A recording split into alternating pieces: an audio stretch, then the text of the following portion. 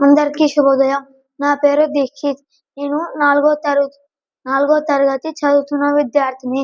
ఈరోజు నేను రవీంద్రనాథ్ ఠాగూర్ గురించి చెప్పబోతున్నాను. రవీంద్రనాథ్ ఠాగూర్ మన జాతీయ గీతాన్ని జనగణ మనను రచించి గొప్ప కవి.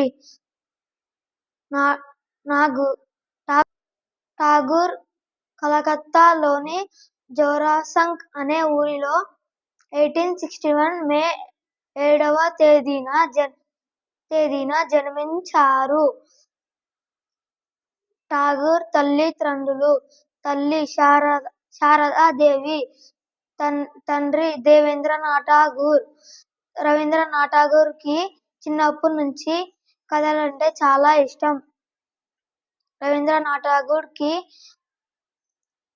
గీతాంజలి అనే కావ్యానికి లో నోబెల్ బహుమతి లభించింది. ధన్యవాదాలు.